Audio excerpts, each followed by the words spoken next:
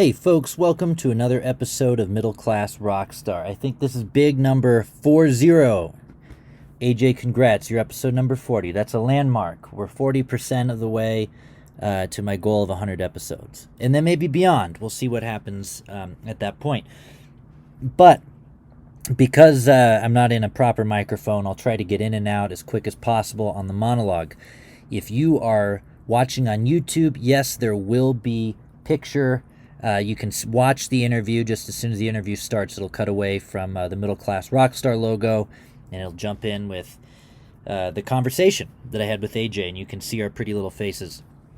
We're also now on Spotify, so if you're a Spotify person, if that's where you like to listen to your podcasts, check us out on Spotify, give it a follow, whatever. My guest today is AJ Fullerton. He is a Colorado boy.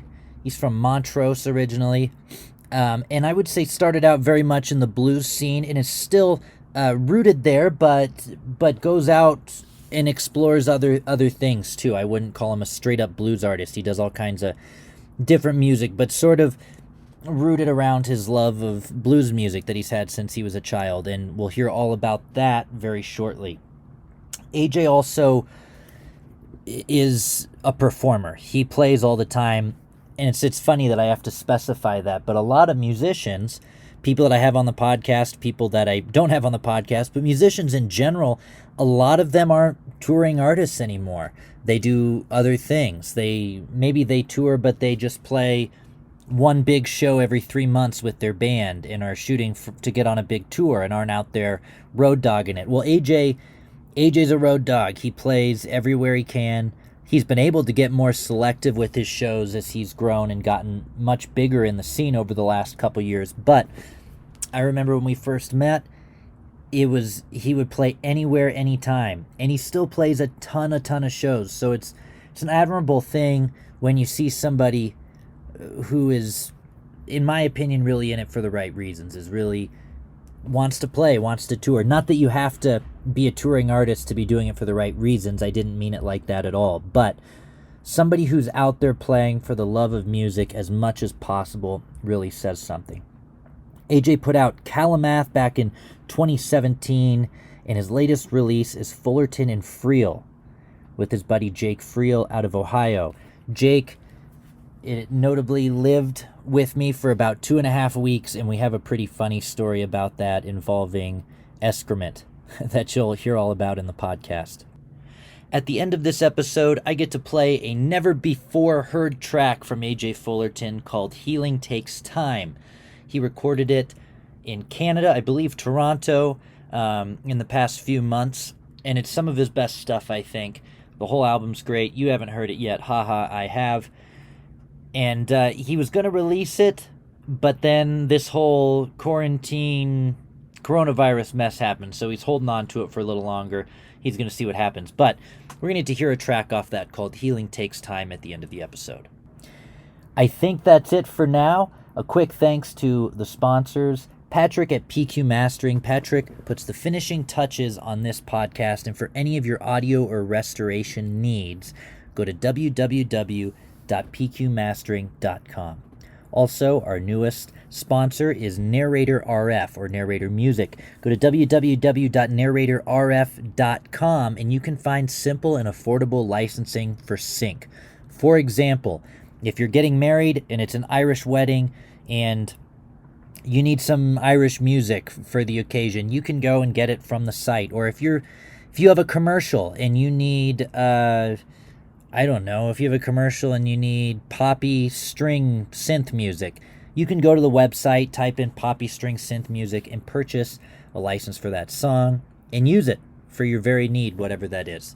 Cool stuff. All right, let's go ahead and jump in. Thanks, as always, for listening. Here's my conversation with AJ Fullerton.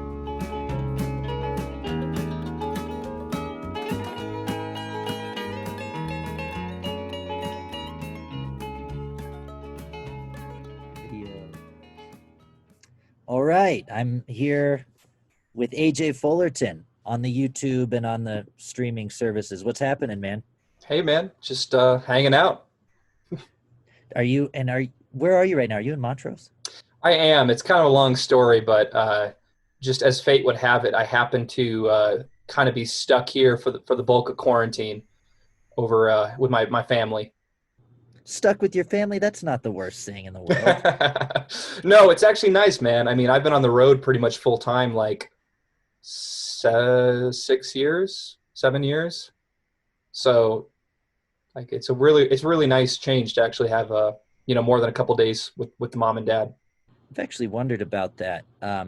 Where you normally live. Do you live anywhere when you're on the You know, it's funny that might tie for favorite question I've ever been asked. Yeah. I also got asked once if I had parents, Right. and I was like, yeah, most people do. But I've yeah, I do have an apartment in Fort Collins. Okay, okay, very nice. So when you're not but you're on the road so much that you are uh your home is wherever the show is, which is a really cool thing. But I know I wondered, like, does DJ have a home base when he's not touring? He's not doing it all the time, right? But you are pretty much doing it all the time. Well, I kind of been keeping track in the last couple years. It seems like how it is, like seasonally it changes a little, but I would say most times a year I'm doing like 3 to 5 shows a week. That's good. Keep him busy. And how much of that is out of state?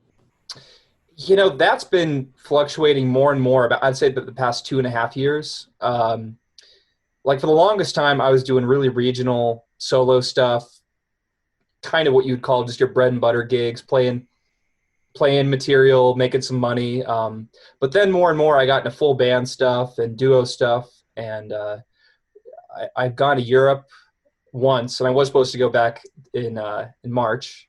Right.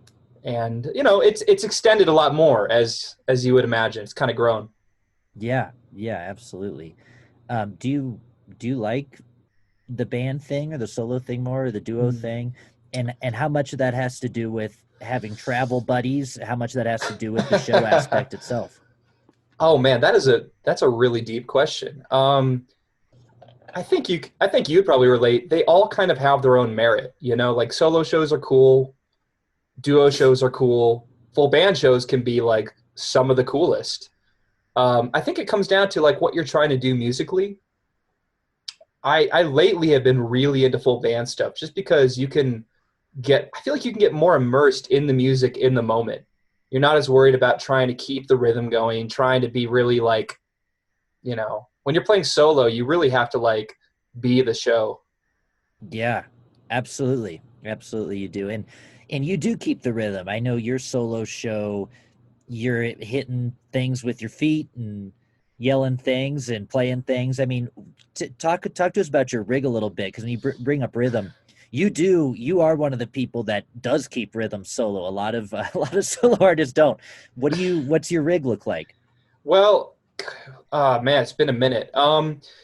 I've gone through a couple different stomp boxes over the years, and I don't like to use it necessarily as like a focus point of the show, but I found that if you almost use a stomp box just as an accentuation of the thumb rhythm, because I'm a finger picker, I found that if you mostly keep the stomp box in rhythm with the thumb, it almost just makes the guitar sound bigger. Um, and Mm, I've actually, like, that's my main acoustic back there. I've got a really cool 69 Guild, and yes. that's a 55 Guild next to it if I want to do more of an electric thing. Yeah. Oh, that's awesome. And I think I saw one of your stomp boxes. I'm just curious about these. You had one that plugged in, like, quarter-inch plug-in, right? Yeah, I think I've had three over the years. What do you like? Do you like to carry around a drum, or do you prefer, a plug-in sort of thing? Well, it's kind of one of those things. I've gone through different opinions on the whole stomp box thing because I never wanted to be like a one man band. I think it's a thing. It's totally a thing, but it's never the thing that I wanted to go for per Yeah. se. Yeah. I think there's a fine line between being the guy with like the kick drum on his back and the kazoo and like all the strings and stuff, and then just having something that helps keep the rhythm a little bit, when you're just a solo show. Absolutely. No, So absolutely. I think what you're talking about, I had a a wooden box about, maybe 6 inches across and maybe 10 inches long. And I made that like junior year of high school wood shop. Really? Yeah. That's rad. And I think it was an old car speaker that I just reverse wired to a 1/4 inch jack to make like a piezo kind of thing. So I used that for years, and like it worked. That's awesome. That But was what it is. I remember that story now. So let's jump back a little bit. You grew up in the Montrose area, correct? Mhm. All my And life, yeah. all your life. So what's that like? I would call it a small town. Although for the mountains, it's not a small town, but I would call it a small town. What was it like growing up there? Well, it was small. I just recently looked at the census data from way back, and I want to say, when I was growing up in my young years, it was probably only like 6 or 7 thousand people. Nowadays, I think it's like 20 something thousand, so it's grown a lot. Right. But it was one of those things where you knew a lot of the people in town. If you didn't know the person directly, you usually knew their mom or their dad or their brother or sister. I think it left a lot of space to kind of grow and experiment. I was an only child, so I was kind of left to my own devices a lot. Yeah. Yeah, so you have to do some different things. And I should clarify for our listeners, not from Colorado. That's Montrose, Colorado, which is, if we have to put it geographically next to something, let's say Telluride. That's a town you may have heard of if you're from out of state, and it's probably an hour outside of Telluride, I think. Just about hour 15, something like that. Hour 15. Cool. So experimenting as a kid, at some point you began to experiment with music, I take it. When did that happen? Well, I kind of went about it a weird way. I've always loved music, like more than I think you would say most people love music. I think my parents showed me how to use a turntable when I was like 3. Oh, wow.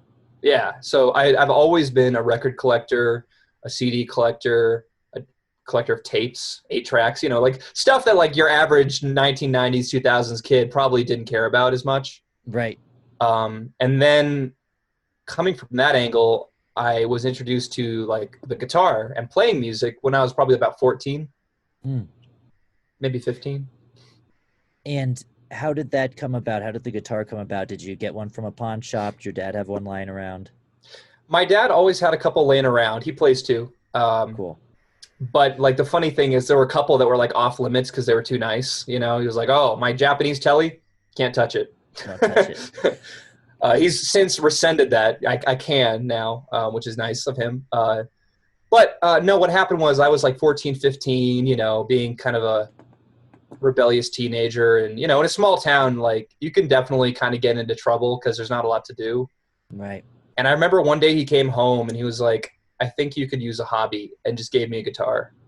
It was like an Epiphone or something, nothing fancy. What were you doing to need a hobby? I'm going to let that lie somewhere between what was I doing and what was I not doing. Okay. All right. Yeah. I'll take it.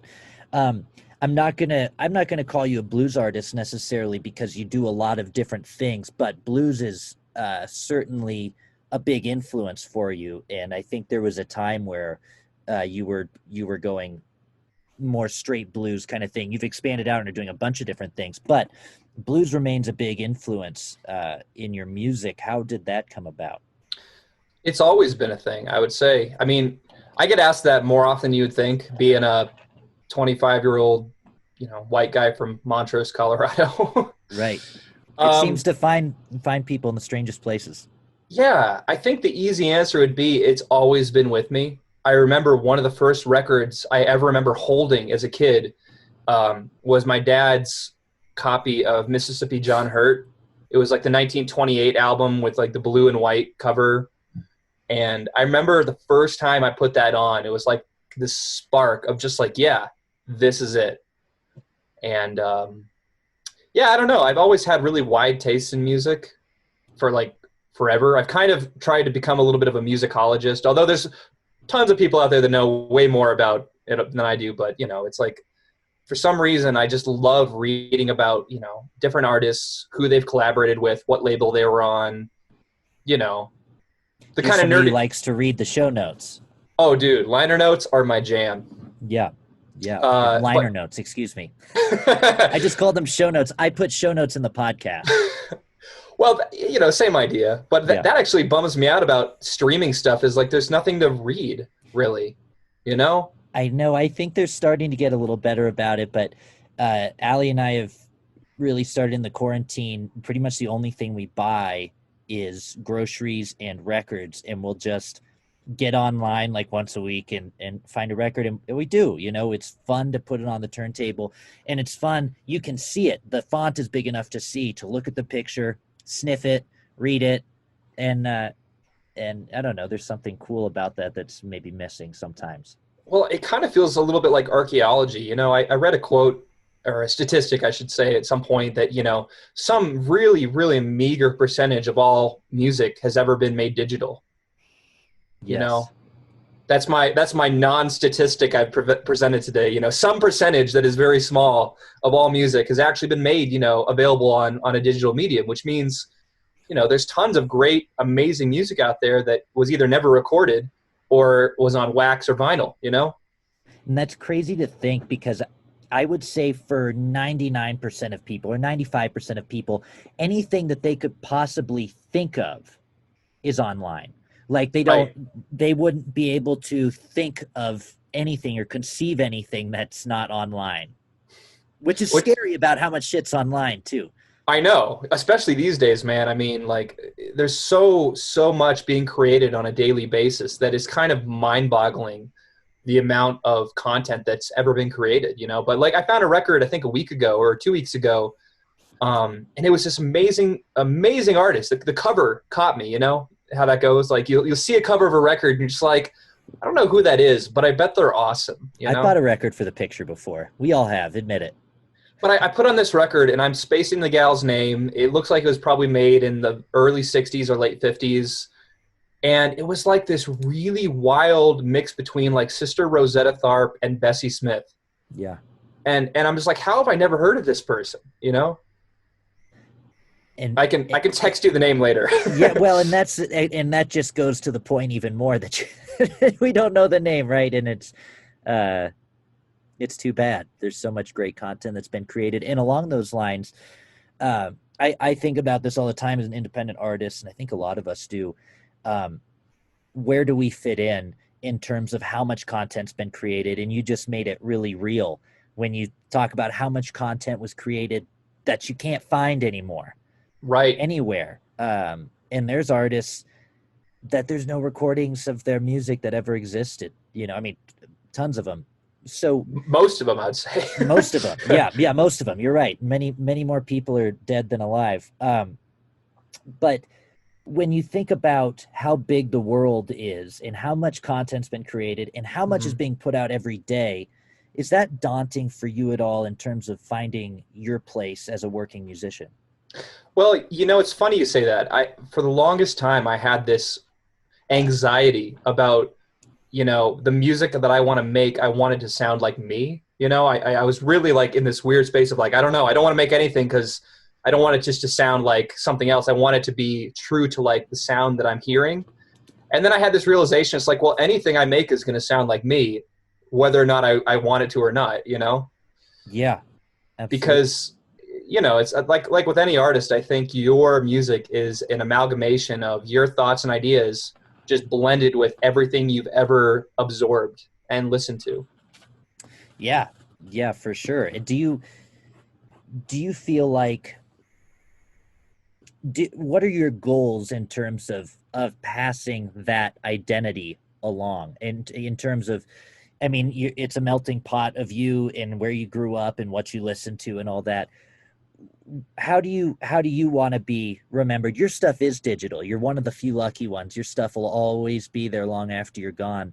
But what does your legacy look like in your own head? I don't really think about it like that, I guess. I don't think I got into music for, the reason of having a legacy. I think I got into it just because like there's this sort of basic need of needing to express and create. that is the driving force behind what I do, which is it's kind of the same reason I write. It's the same reason I play guitar. It's the same reason that, as we were talking a little earlier, I really want to get more into production, not only because like, I think the main reason would be I want to kind of get away a little bit from just my creation and sort of help other people express their creation, maybe in a way that is like kind of fun for me because I get to push myself out of the picture a little bit. Sure. Well, and obviously you're doing it for the right reasons, for the explanation, but you also you are trying to create something and make yourself bigger, right? Because you're out doing it all the time and you're touring and you're putting out content and you're promoting it. So what's your goal? What's your end goal? Where will you, surely there's a point, whether that's selling out Red Rocks or selling out a house concert tour, where you'd say, okay, I've made it, but I've made it in a way. What's that point for you? Well, when I got into this, there was a moment, right around the end of high school where I kind of made the call. I was like, all right, this is what I'm going to do. Not like this is what I'm going to try and do if I can make it, but this is what I'm going to do. And I think my only goal at that point was just like, I'd really love to make this my job in my life. I didn't want to go and make it something I did when I had time. I wanted to make it like my everything, and that goal started by just saying, let's see if I can make a living with this, fast forward now 7 years later doing this full time. I've kind of checked that box, and now it's kind of growing into more of like, well, I'd really love to make something that moves people. I'd really love to make music that is useful and that makes people feel things. And more than just the end goal, I love doing it because it's what really makes me feel like fulfilled. But where do you want to be? What does the audience look like? I'm gunning for it here. You want it? Well, man, I think there's very few artists that wouldn't say they would love to play Red Rocks or the Pepsi Center or, I think more than the actual venue, it's a representation that what you're doing resonates with people. Yeah. If you're an artist, if you're a singer songwriter and there is 10,000 people filling Red Rocks all there to see you, like, I think that's just an affirmation that you have done something that moves people. And I think that almost more than the actual experience of playing at Red Rocks is maybe the thing. So yeah, that would be awesome. I would love that. Red Rocks is a byproduct of it then, right? Or whatever that is. So you've been a recording artist for a few years too, not just a live artist. Obviously, you've been putting out content, and now you're starting to produce. So first, let's jump into these first couple albums. I know Calamath came out a few years ago. Was there one before that? I made some like hometown demos, real low budget. Like, I think the most I ever spent on a recording when I was growing up was like $100 to $100. Yeah. Like it was not like a recording proper, more than almost like using a Tascam and just like say, oh, let's see what I sound like, So I did some demos, but I would say Calamath in 2017 was the first time I ever went to studio with original music and a band, just trying to make a record. And who all played on that one? Oh man, it was done at Scanhope Sound down in Littleton with Josh Fairman engineering. Yeah. Let's see. The rhythm section was my friend Stud Ford, who's T Model Ford's grandson. Yep. He played all the drums on it. Todd Edmonds from Otis Taylor's band and Jason Ritchie's band was a bass player. A lot of really great local talent like Nick Clark and Taylor Scott, who I believe on that record was going under the what was Tennessee Grapejoy. Yes, he wanted an assumed name for his producer role, which I am such a fan of. I think that's a great idea. he produced one for me as well. Yeah, Tennessee Grapejoy. And Nick's one of those really cool people that I've always admired for how big his ears are, how much he listens, and how much knowledge about the craft he has. So I got really lucky that he wanted to be a part of that.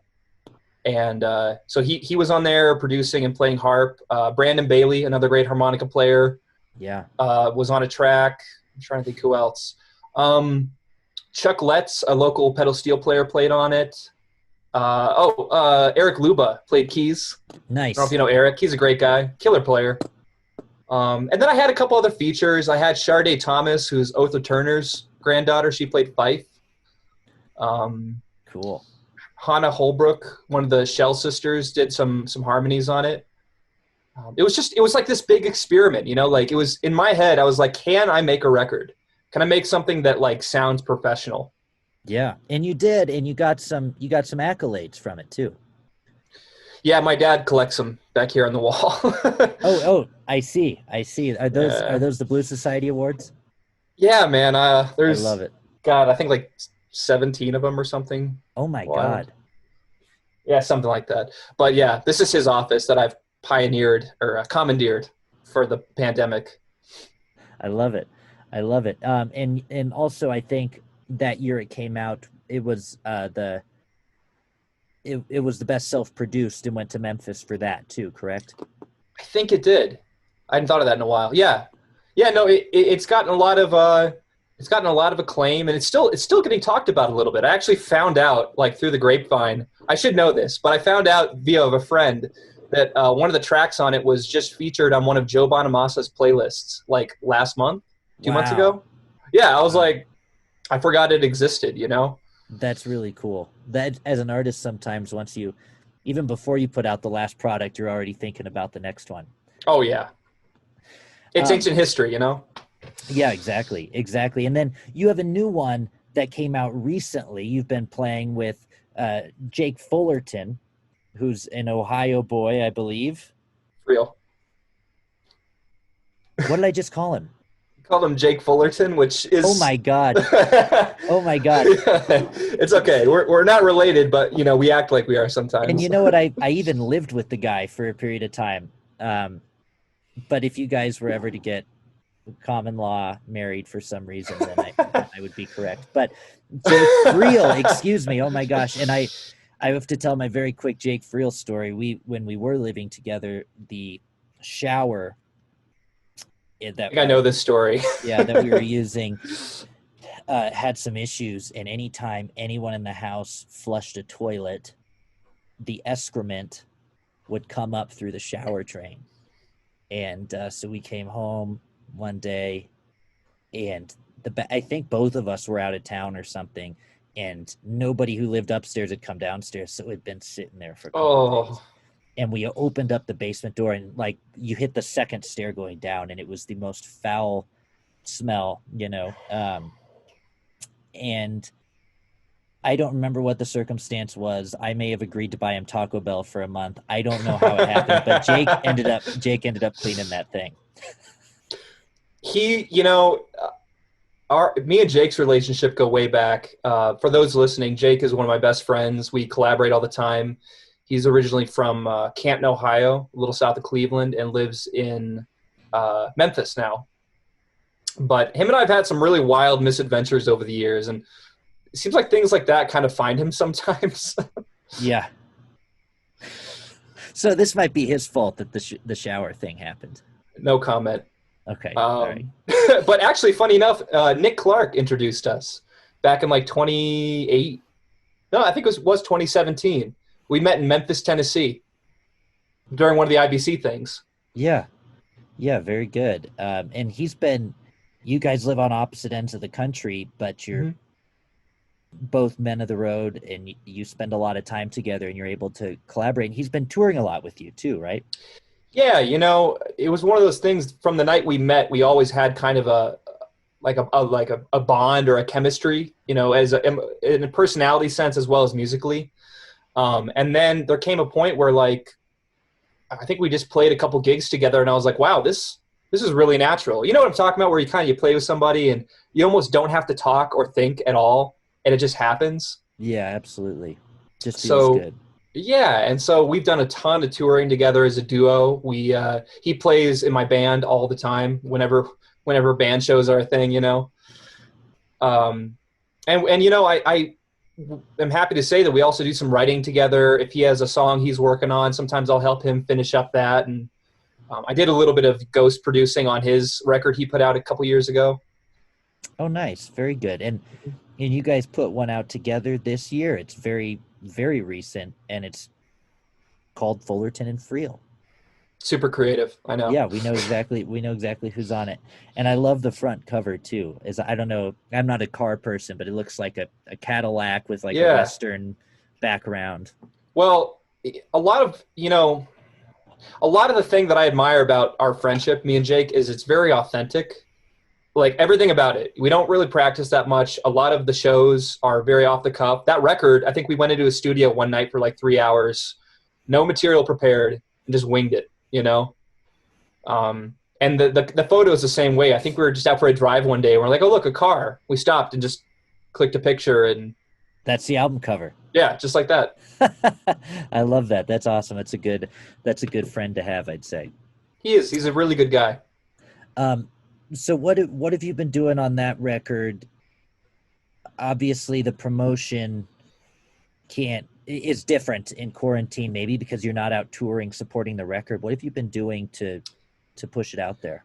Well, that's an interesting record because it was a recording that served a couple purposes. One is that I had no recordings of Jake and I playing together, weirdly enough. And we played together often enough that people were asking, where can we buy this? And I was like, well, I guess we got to make something. It also served as the first release off my new record label. Okay, let's jump into that because I know you've been talking about doing some producing for other artists, and you have your own record label now. First off, what's it called? It's called Gitcha Records, like an old-timey street huckster. Wait, spell it. Gitcha. Getcha. Yeah. Getcha Records. I like that. That's a nice. That's got a nice ring. Well, I always like to include a little bit of like dry humor in almost everything I do. Right. Well, that one works. Thanks, man. But it just seemed appropriate. I've always kind of wanted to get a little bit more involved with, the label end of the music industry, and as a self-producing artist, Andy, I'm sure you can relate. Like you already do a lot of label functions. Yeah, literally, if all of them, right? except for the having money part to take back from me later. Right, exactly. Well said. So what are you doing? So what does first off, what is the record label doing for you? And I guess we've already answered that. It's doing all the things you're doing anyway. Now you have an LLC, but right. You're kind of putting an overarching net on that. More than anything, from the consumer end and from the industry end of like people not directly involved with you, it creates just more of an overall umbrella for the sound, the style, the brand as a whole. I think it's almost just an extension of your branding as an artist, Absolutely. AJ Fullerton and Get Your Records, they're associated now. What service are you providing for other artists as a record label that you're starting to put out and produce? Well, that's still one of those frontiers. It's pretty new. I'm trying to think what all we've done. I think right now there's the Fullerton Friel record, which obviously that was kind of like the trial run because Jake and I are basically, we're already playing together. I'm already kind of involved with it, whatever. That was easy. The first real sort of release that I kind of had less of me involved in was Grant Sabin's new record. Grant Sabin and the Juke Joint Highball, which, by the way, one of my favorite blues artists out there. I think Grant is by far one of the most talented and authentic dudes out there playing blues today. He's great. I first saw him play probably like 8 years ago and have been following him since. And I also I've been watching his films he puts out too. He's a filmmaker too. He's a remarkably artistic guy. And frankly, like, there's a small circle of artists in the state that I'm happy to call, friends. But I would also say a lot of those people are people I greatly admire, yourself included, and Grant. I like whenever I get to be around Grant, it seems like he's just oozing creativity and new ideas, new thoughts, and great music. So outstanding, yeah. So him, and his drummer Kevin Ott kind of got together, and I forget exactly how it came about, but we went in. You're gonna love this. We went into a studio and we had about 2 hours of time. It was after a gig and then before the drive to another gig. So we went in with like 2 hours of time. things got a little delayed. We're having a little trouble setting a couple things up. So we ended up having about an hour of actual recording time. And we cut the entire record live, one take. Good And God. I mean, it was one of those things that like Kevin was on drums, Grant played guitar and vocals, then I was on bass. And we just kind of seeing what would happen, winged it, played a bunch of R.L. Burnside tunes. And it all came together into this new record that I believe it drops on June 1st. Pre-sales are out now, but June 1st, it's called She Ain't Here, a tribute to R.L. Burnside. Wow. Okay. Is he pressing vinyl? Man, is the label pressing vinyl? Well, we'll see. Yeah. We'll see how much money the label actually has in a little while. Yeah, right. It's a fine line, man. Like I've done some vinyl personally for my own brand, and it's real expensive, and it seems like the turnaround to recoup that investment can take a while. Have you recouped it? I've gotten pretty close. I think I did maybe 300 copies of Calamath, and they've been selling really well. But the global pandemic has put a little damper on that. Absolutely. And speaking of the global pandemic, if you're listening in right now, it's May 9th that we're having this interview. So we both checked. yeah, it's May 9th. So we're still some restrictions have been lifted, but we're still in it. But speaking of that, you have a new record that you've worked on. You did it up in Toronto, I believe. And it's not out, but it was supposed to come out. And you decided not to put it out during the pandemic. There's different philosophies on this. Right. Why did you decide to pull the record for now? Well, it's a really interesting topic. And the hard part is like, I feel like guys in the industry kind of understand the approach I'm coming from, whereas the average consumer is kind of like, wouldn't now be a good time? Everyone's on their computer. They're seeing what people are doing. But I think the big problem is whenever you invest a ton of time, like a year or more is worth of time and money into a project, and you really are like trying to make everything kind of blossom from that, it's really hard in this day and age to make it worth your time, recoup that investment, make it as good as it can be without a way to really follow up with that, which is like having a tour around it, having CD release shows, being able to sell those CDs to people in person. It kind of just dawned on me. I was like, I know guys who are releasing albums right now, and I just feel like it's going to really suck putting it off for, months or ... longer. Yeah. But I feel like it's probably better to keep it in the can for a little while and just kind of pray for greener pastures, I think you're probably being smart about it. We'll see. I'm doing the exact opposite. Mine's coming out a week from today, and it's just a three track, and two of them have already come out as singles anyway. But right, my whole thing was impatience because I have so much content that I'm recording, and I've got 2 other EPs I want to put out, and I don't want to wait 6 months because I want to put out the other one. So, and that's maybe irresponsible in some ways, but well, I think it depends what you're trying to do with it. I kind of have a similar mindset to you that like if I'm working on another project right now from home, that it'll be however many tracks, more like an EP, and I think those kind of things are totally smart. Singles and EPs, like get them out there. Right. Can't hurt. The Toronto record, I would say was more similar to like Calamath, where got a whole bunch of people involved. The drummer on the record plays in a band called Blue Rodeo, who's pretty big in Canada. The bass player is a gal named Anna Ruddick, who tours with City and Color a lot, and also plays with one of my favorite artists, a guy named Paul Reddick. And, it was kind of one of those things where I brought all these people together, and I really put all these different thoughts and ideas and, things together. And I kind of felt like it would be doing it an injustice to drop it at a time where like people might just see it on their feed and say, cool, and then keep scrolling, Yeah. It very well could happen to me. We'll see. But I think with something that big, so you want a big release around it. You're not just putting out a couple tracks. You're like, hey, this is me right now. So Yeah, you want to play it live, you know? you want to play it live on. I look forward to hearing it when it does hit the shelves. Thanks, man. Maybe I can even give you a preview off the record. All right, that's what I'm saying. Hey, man, you can play a preview on the end of the podcast. Hell. Oh, that's not a bad idea. um, so something that I find interesting, in 2020, we're in a place where everybody realizes that the future is here, but a lot of people are refusing to acknowledge it. And I'm talking about the music industry in particular here, because you have so many generations right now that are still performing that have seen so much change, that there's so many different philosophies and views.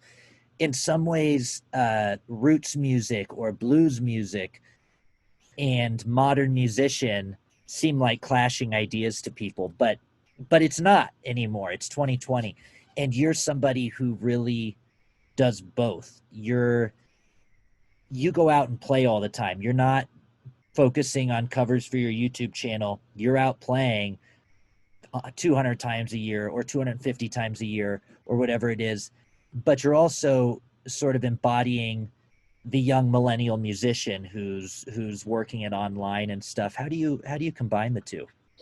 Well, that's a great question because it kind of comes down to that balance of like, how do you balance being an artist with being like an entrepreneur or a business person, you know?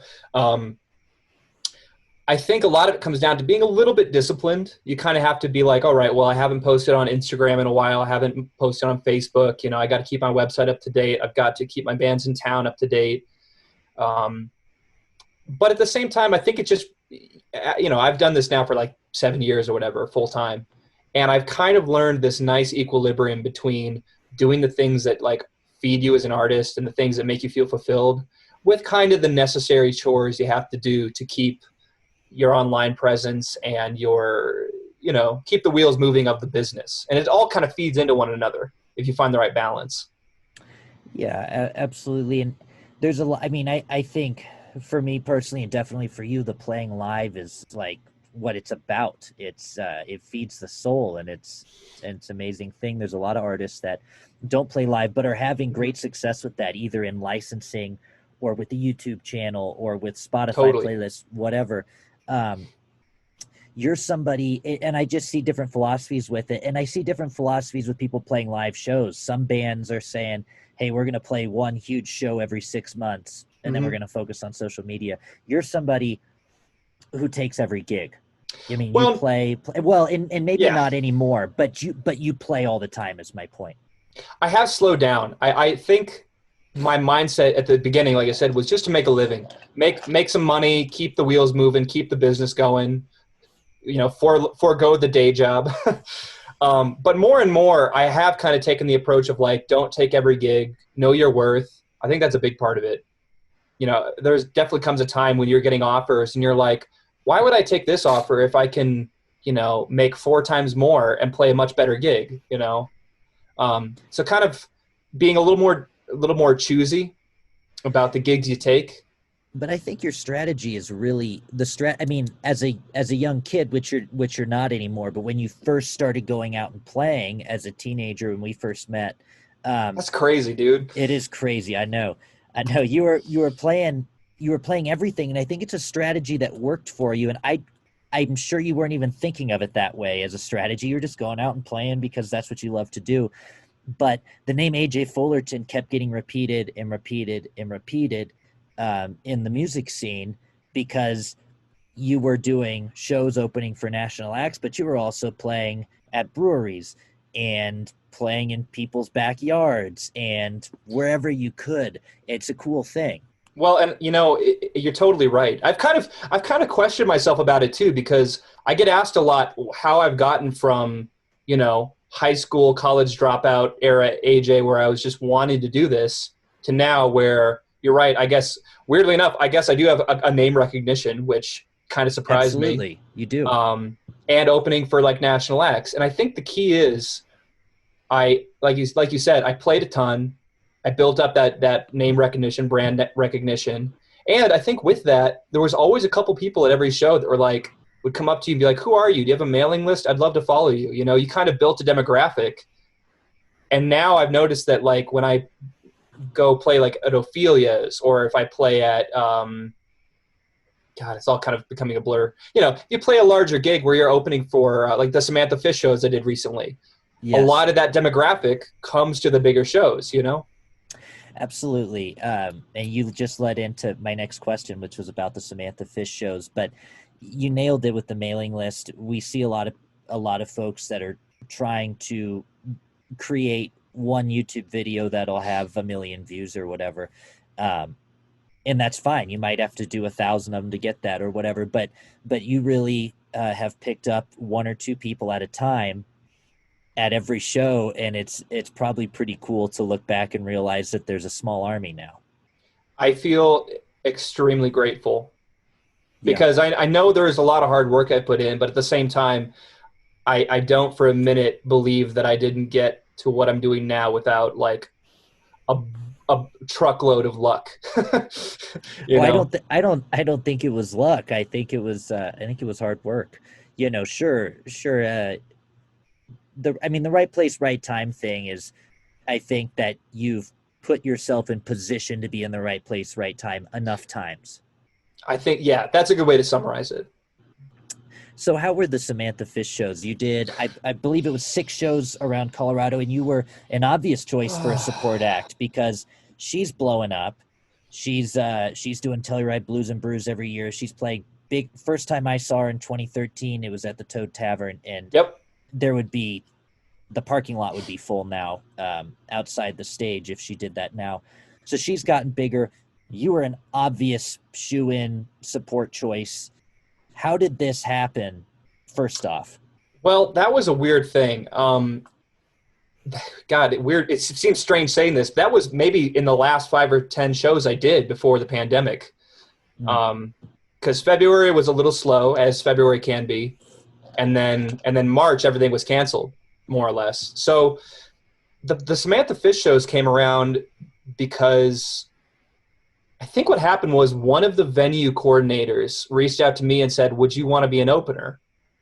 And I was like, "Sure, that'd be cool." And then another venue reached out to me. Like I didn't initiate this. Like I had a couple of venues reach out to me, and then I was like, "All right, well, I'll throw my name in the hat. I'll shoot an email off."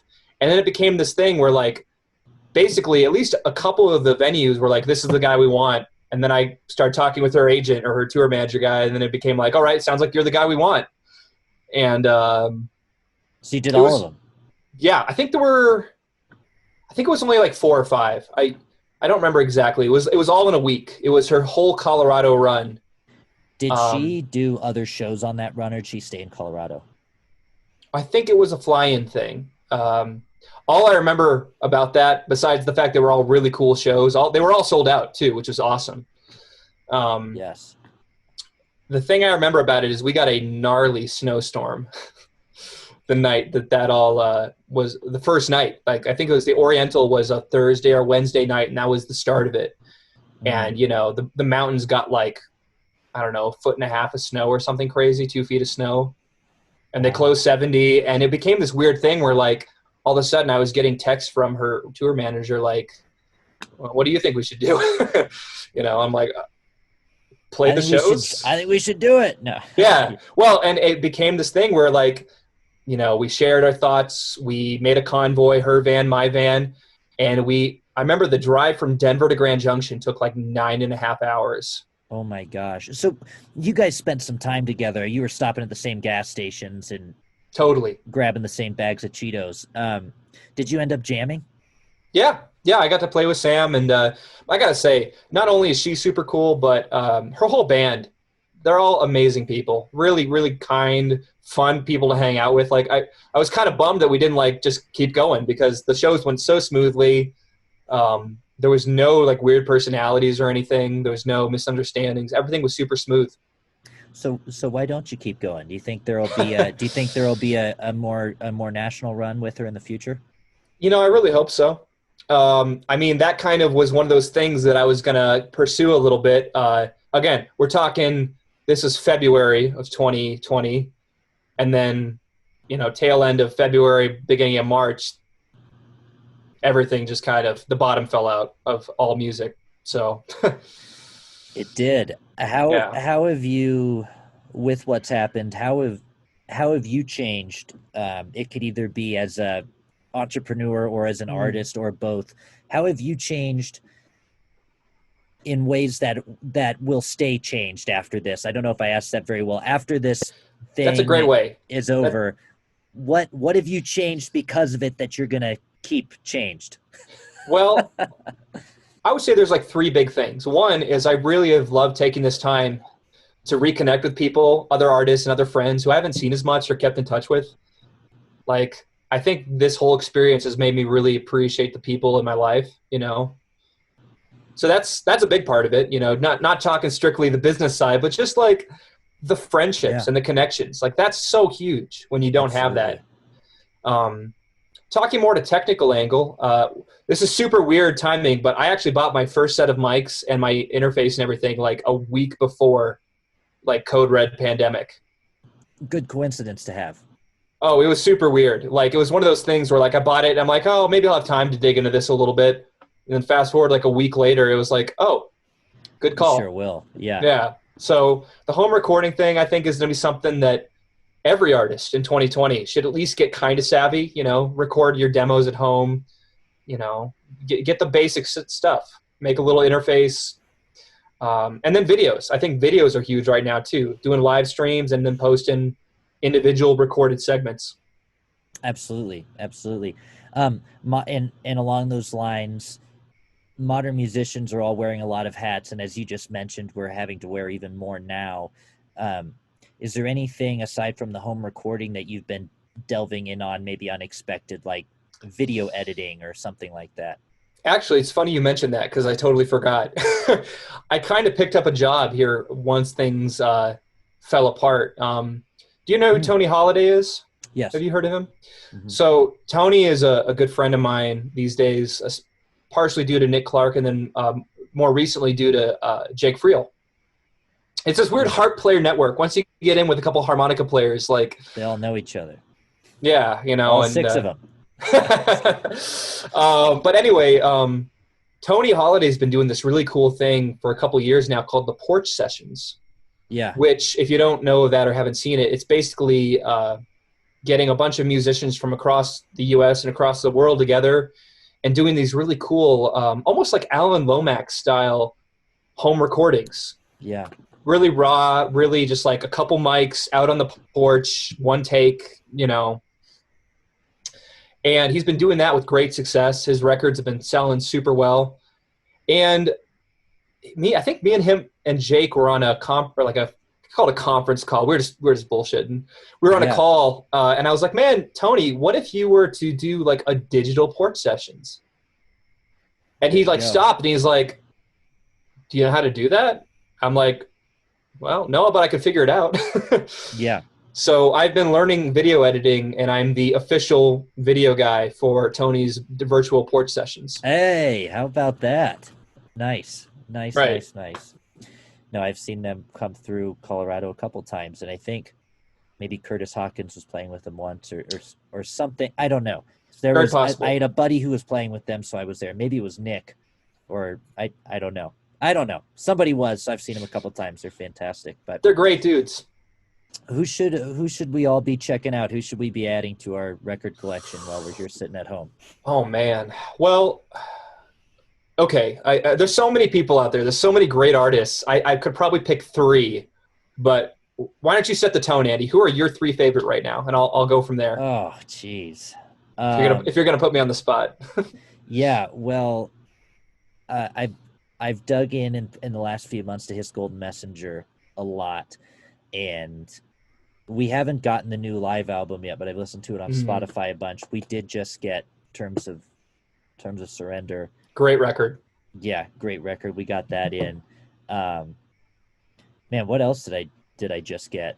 All kinds of stuff. Man, you are putting me on the spot. Let's go one for one. All right, I'll trade off with you. So I found out recently about an artist who I really loved Mississippi music, Delta music, and hill country stuff. Yeah. I recently found out about this artist named Mississippi Gabe Carter, who I think he's what you'd consider a contemporary artist. He's probably in his 30s, I would guess. Okay. And my gosh, I first found out about him because he did a track on the tribute record for John Alex Mason. Oh, wow. And then I started digging into his stuff, and like he has that same thing Grant has, where it's like he's a blues player, but he's not trying to be somebody else. He's just playing his music. He's just expressing what he has to express. And so I think he's Chicago based, but Mississippi Cool. Gabe Carter is like one of those guys. I'll put his Spotify on, and I ordered a CD from him too. I like to be one of those guys that like if I find somebody I like, I'll buy the CD. Oh, of course. I know I'm a dinosaur, but I put No, his me too. Spotify on, and every song on his Spotify is great. Like there's no song I skip. It's like I'll go for like an hour and a half or 2 hours, and I'll be like, this is all I need. Yeah, absolutely. Absolutely. My number two is the new Tallest Man on Earth album, I Love You, It's a Fever Dream. He is a phenomenal Mm, guitar player, singer, and songwriter. And I just get whisked away when I put it on. They're catchy. The guitar, the finger picking is unreal. Yeah, I'm loving Tallest Man on Earth right now. he's phenomenal. I dug in his stuff a little bit. Kind of in that same vein, you just made me think about it. Are you a Jake Xerxes Fussle fan? No, no, send me a link. I will, man. He's kind of I think he's out of that same Durham crew as like Phil Cook and the Hiss guys. Okay, send me But that. yeah, I will, man. He's amazing. He does a really similar kind of like actually again speaking of a mutual individual, Nick Clark, very Yeah, similar in tonality to like that really lush kind of Telecaster through a Princeton finger picking stuff with great vocals, great lyrics. Um, so Jake is one of those guys I found out recently, and I'm like, wow, very very authentic. I need a link. I need a link. I love finding new stuff, and I've been weirdly going through kicks of artists that I've known for years that have been huge for Mm, years that I never really delved into, like Sting and Paul Simon. But of for course, man. my third, I'm going to point out a rather unknown band who I've been enjoying listening to called Michigan Rattlers. Think Yes, please. yes, they're I don't know what to call them. It's kind of folky, kind of rocky. They do this killer cover of Tom Petty's "Time to Move On" um, that came up somehow, and then I went and listened to their stuff, and I liked their stuff a lot. But it was one of those not huge artists that Hmm. I found like I really like these guys. You got to be pretty gutsy to put a Petty cover out like in this day and age. I know they did a good job. I'm telling you. Well, I was just here thinking a minute ago. There's two artists I have tied for third, Okay. and they're both artists that I've listened to for years now, and they're both artists that I've met and played with now. Like to me, Yeah, that's like cloud nine. You know, when you meet an artist that you've admired for years, and better yet, when you actually get to like play with them. To me, that's like as a musician, that's like that's it. That is the holy that's grail. the coolest feeling in the world. But if I can split number three Do it. into two categories, Patrick Sweeney, Mm, he's out of that yes. same like they call it the North Coast sound, which is that Ohio Black Keys, kind of garage rock thing. Yeah, Um, absolutely. Patrick Sweeney was one of those people that I really grew up trying to figure out the way he played, which is finger picks, open tuning, blues roots, bass stuff, but with like songwriter sensibility and Yeah. rock and roll sensibility. And I did a tour of 3 or 4 dates with him back in November. He just came to town, didn't he? Yeah, Opening for somebody. uh, Or maybe it may was his own thing. I don't remember. I opened for him at Ophelia's, which I think was probably Okay. the last date. Okay, okay. Cool. Yeah, but he's one of my all time favorites. And then honestly, this is my like the moment where I put my little nerd hat on and I'm like, all right, one of my favorite all time contemporary songwriters is a Canadian gentleman named Paul Reddick. Yeah, of course. Are you a fan of Paul? Yeah, absolutely. Yeah. Absolutely. Um a really cool I don't know when to use the word blues, but a really cool take on blues. Well, I don't think there's any harm in calling it blues other than maybe Right. it's less marketable. Right, yeah, maybe so, but because I offend people like, oh, it's bluesy, and they're like, what? It's not bluesy, but it is, and that's not a bad thing. That's a good thing. It is, And and I got to work with him on the Canada record. He was actually on 2 or 3 of the tracks, including one of which is a cover of one of his songs that we did as a duo. what song? Do you know? Actually, this is one of my favorite songs too. It's called "Hooks in the Water." It was actually written by Colin Linden of Blackie and the Rodeo Yeah, Kings. right. Wow, that's cool, man. I want to hear this record. I want to hear this record. I can send you something. Maybe we can feature one of the tracks just as a preview. I would love that. We did a premiere last week, so we could do a preview. That'd be cool. We could do a premiere. We can do whatever we want. I run this Right. shit. There's no rules, man. It's There are no 2020, rules. you know? Well, dude, thank you so much for joining me. It's long overdue that we get together to do this, and I appreciate your friendship and your musicianship, and thanks for coming on the show. Likewise, Andy. I'll get you those links too, man. I'd love to hear some of these guys you're talking about, and let's definitely not make it so few and far between. I'd love to hear what you're working on mixing-wise too. Likewise. We'll talk to you soon, brother. All right. See you, Andy.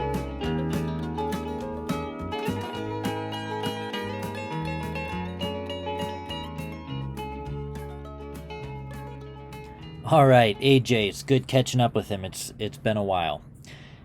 For those of you music nerds or audio geeks, I usually record these episodes in 44.1. I'm having some issues with that right now on my computer. Between the interface and the laptop, they're not communicating right. So I'm having to edit in 48.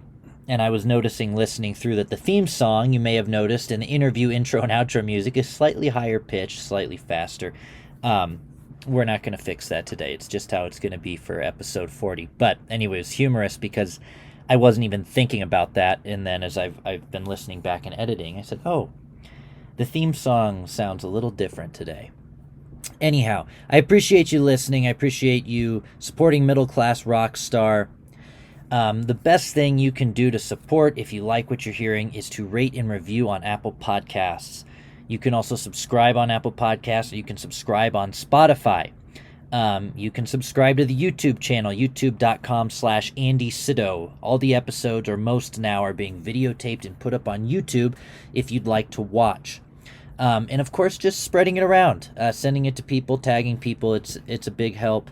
It gets more listeners and does all kinds of good things. So I appreciate it in advance for anyone who does that sort of thing. Thank you.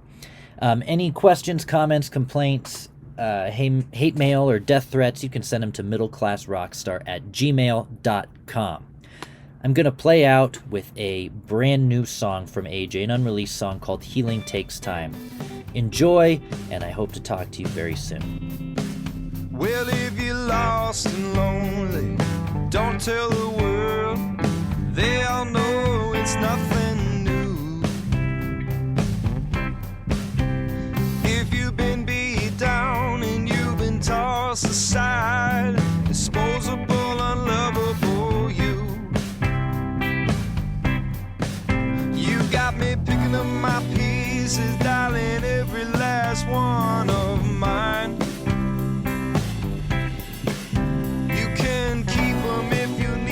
Darling, everybody knows, yeah, everybody knows healing takes time. Oh, healing takes time. Oh, darling, healing takes time. Oh, baby, healing takes time.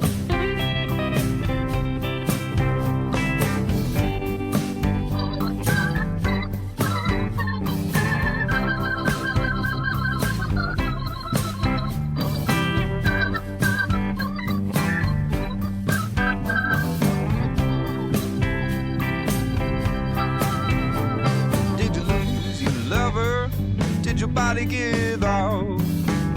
Hurting so deep you forget what you're hurting about. Where you can't shake it off, and find somebody new. And worst of all, baby, I'm still in love with you. You got me picking up my pieces, darling, every last one of mine.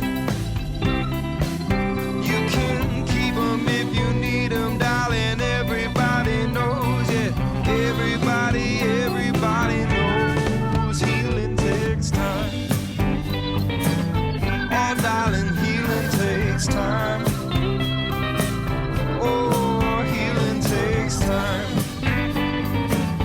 Oh, baby, healing takes time.